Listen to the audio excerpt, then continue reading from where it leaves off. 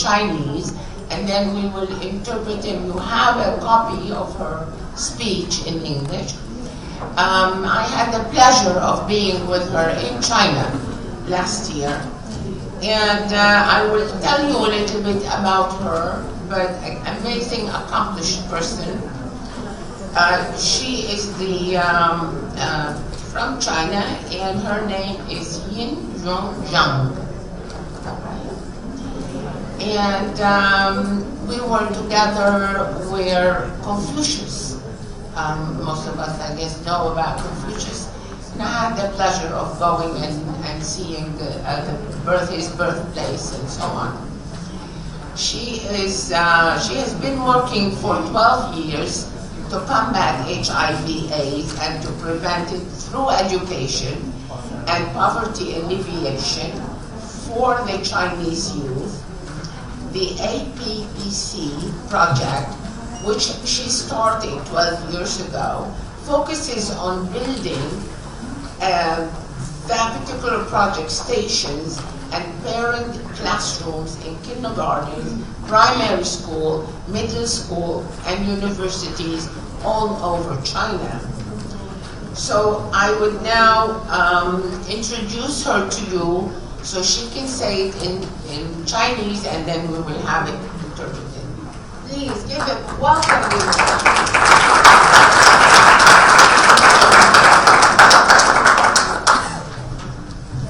Dear Chairman, dear Sally, dear friends, I'm from China, Zhang Yinjun, and I have dedicated the past 12 years to HIV/AIDS prevention, education, and the poverty alleviation for Chinese youth. The PAPG project, which I started 12 years ago, focuses on building a PAPG stations and the parents' classrooms in kindergartens, primary schools, middle schools, and universities. All around China, we primarily offer education focused on HIV and AIDS prevention and treatment. Comprehensive sexuality education and personal development training. We aim to prevent the transmission of AIDS from the source and to curb the spread of HIV/AIDS, especially among adolescents. Over the past 12 years, the PAPG project has set up more than 1,000 stations in more than 20 provinces and cities in China. In total, more than 10 million students, teachers, and parents have directly benefited from this work.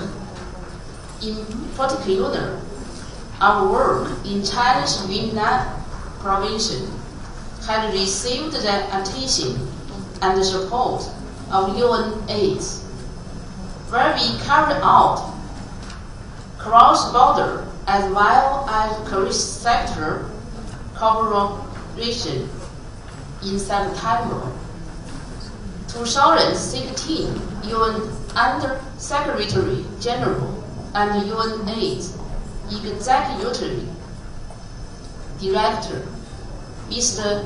Michel Sidney, accompanied by his team, traveled to Yunnan and visited the local PAPG stations.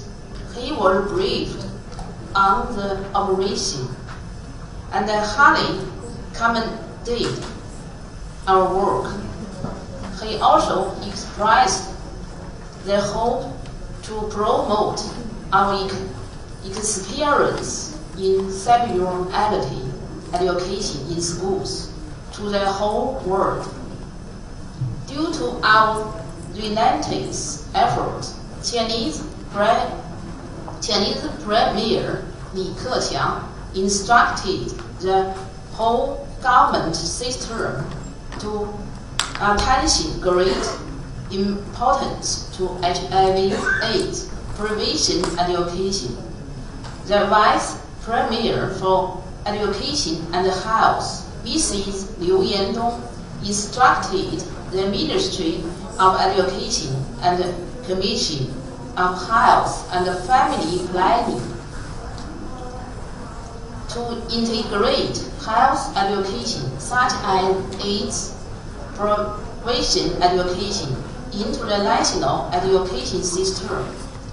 This was a significant undertaking in China.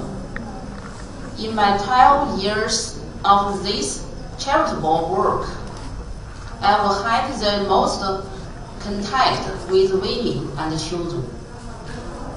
Over the past 12 years, my team and I have helped more than 20,000 families in poverty, most of whom live near the border areas of China. I feel that I need to motivate more women and more mothers to be involved in this endeavor. As a result, from my initiative, Mr. Cashling Shuren, the UN/AIDS country director of China, and I started the Mothers Campaign.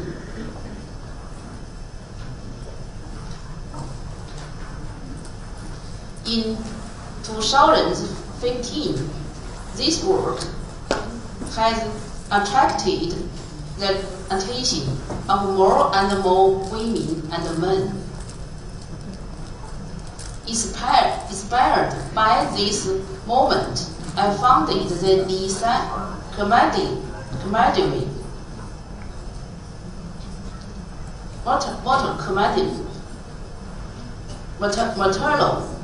education in the birthplace of the great Chinese philosopher and educator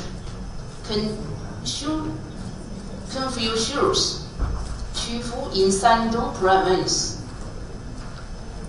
with the aim to host the World Women's Forum. With our efforts, the first Lisa World Women's Forum was held successfully in November 2016.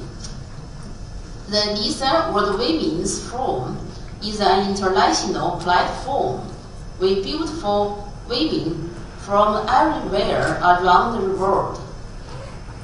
Its main focus is to promote women's empowerment. The second Lisa World Women's Forum will be held in May of 2018. I warmly welcome everyone to come. The cause for women is a common cause for all human beings, in line with the goals set by the 2013 Agenda for Sustainable Development, the future development of mankind, including poverty and emissions, are directly related to women's empowerment and are of extreme historic significance. Historic especially shows that a bright future requires women to play active and engaged roles. Let us join hands and work together for a better future. I would like to extend my heartfelt thanks to the community for giving me this opportunity. Lastly,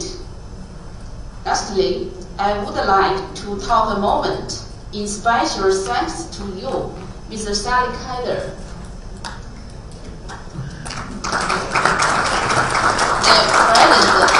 the president of the organization, for all the hard work that your team is doing across the globe in fields such as women's empowerment, youth leadership, education, and interfaith dialogue. Thank you all very much.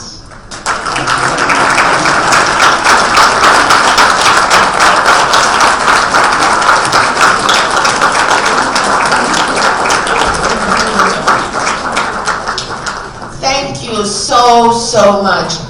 This was a surprise for me, as I explained before. I said, we're going to interpret this into English.